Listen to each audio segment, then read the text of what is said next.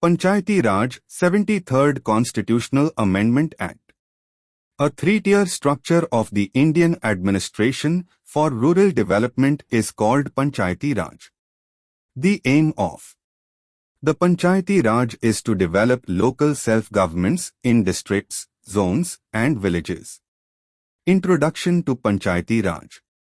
Rural development is one of the main objectives of Panchayati Raj, and this has been established in all states of India except Nagaland, Meghalaya, and Mizoram, in all union territories except Delhi, and certain other areas.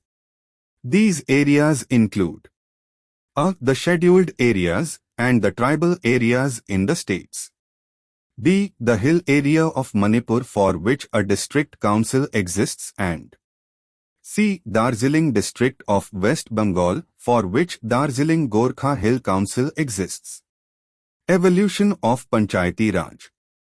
The Panchayati system in India is not purely a post-independence phenomenon. The dominant political institution in rural India has been the village panchayat for centuries.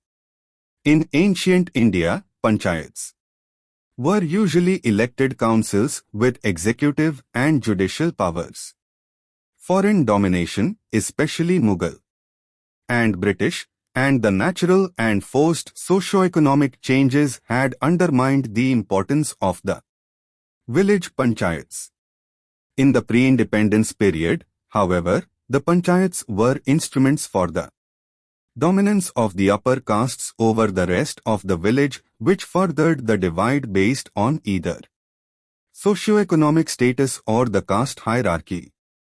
The evolution of the Panchayati Raj system, however, got a fillip after the attainment of independence after the drafting of the Constitution. The Constitution of India in Article 40 enjoined the state shall take steps to organize village panchayats and endow them with such powers and authority as may be necessary to enable them to function as units of self-government. There were several committees appointed by the Government of India to study the implementation of self-government at the rural level and also recommend steps in achieving this goal. The committees appointed are as follows. Times Balwant Rai Mehta Committee. Times Ashok Mehta Committee. Times G.V.K. Rao Committee. Times L.M. Singhvi Committee. Balwant Rai Mehta Committee and Panchayati Raj. The committee was appointed in 1957 to examine and suggest measures for better working of the Community Development Program and the National Extension Service. The committee suggested the establishment of a democratic decentralized local government which came to be known as the Panchayati Raj. Recommendations by the committee. Times three-tier Panchayati Raj system, Gram Panchayat, Panchayat Samiti and Zilla Parishad. Times directly elected representatives to constitute the Gram Panchayat and indirectly elected representatives to constitute the Panchayat Samiti and Zilla Parishad. Times planning and development are the primary objectives of the Panchayati Raj system. Times Panchayat Samiti should be the executive body and Zilla Parishad will act as the advisory and supervisory body. Times district collector to be made the chairman of the Zilla Parishad. Times it also requested provisioning resources to help them discharge their duties and responsibilities. The Balwant Rai Mehta Committee further revitalized the development of panchayats in the country. The report recommended that the Panchayati Raj institutions can play a substantial role in community development programs throughout the country.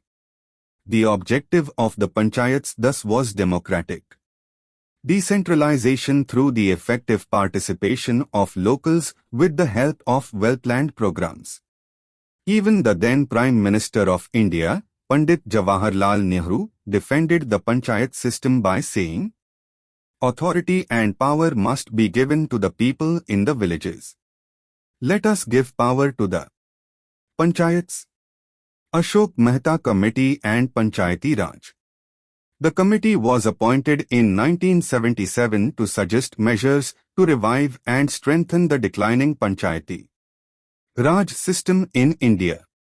The key recommendations are: times the three-tier system should be replaced with a two-tier system, Zilla Parishad, district level, and the Mandal Panchayat, a group of villages. Times district level as the first level of supervision after the state level. Times Zilla Parishad should be the executive body and responsible for planning at the district level. Times the institutions, Zilla Parishad and the Mandal Panchayat, have compulsory taxation powers to mobilize their financial resources. G.V.K. Rao Committee and Panchayati Raj. The committee was appointed by the Planning Commission in 1985. It recognized that development was not seen at the grassroots level due to bureaucratization resulting in Panchayat Raj institutions being addressed as grass without roots. Hence, it made some key recommendations which are as follows. Times Zilla Parishad to be the most important body in the scheme of democratic decentralization. Zilla Parishad is the principal body to manage developmental programs at the district level. Times the district and the lower levels of the Panchayati Raj system are to be assigned specific planning, implementation, and monitoring of the rural developmental programs. Times post of District Development Commissioner to be created. He will be the Chief Executive Officer of the Zilla Parishad. Times elections to the levels of Panchayati Raj systems should be held regularly. L.M. Singhvi Committee and Panchayati Raj. The committee was appointed by the Government of India in 1986 with the main objective to recommend steps to revitalize the Panchayati Raj systems for democracy and development. The following recommendations were made by the committee.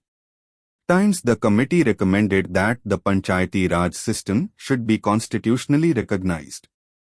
It also recommended constitutional provisions to recognize free and fair elections for the Panchayati Raj systems.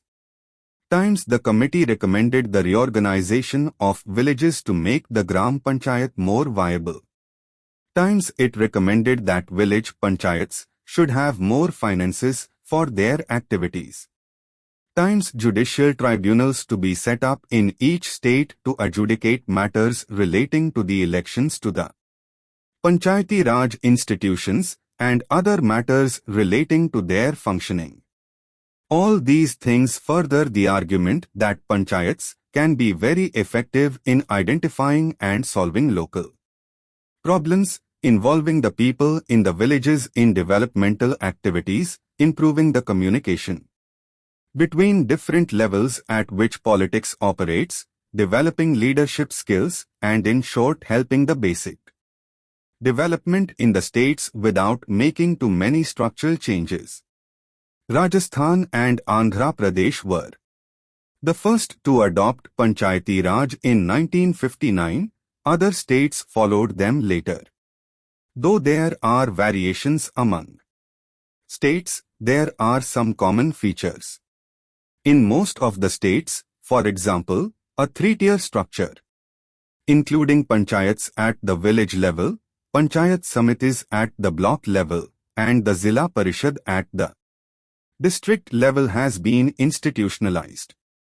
Due to the sustained effort of civil society organizations, intellectuals, and progressive political leaders, the Parliament passed two amendments to the Constitution. The 73rd Constitution Amendment for Rural Local Bodies, Panchayats, and the 74th Constitution Amendment for Urban Local Bodies, Municipalities, making them institutions of self-government. Within a year all the states passed their acts in conformity with the amended constitutional provisions.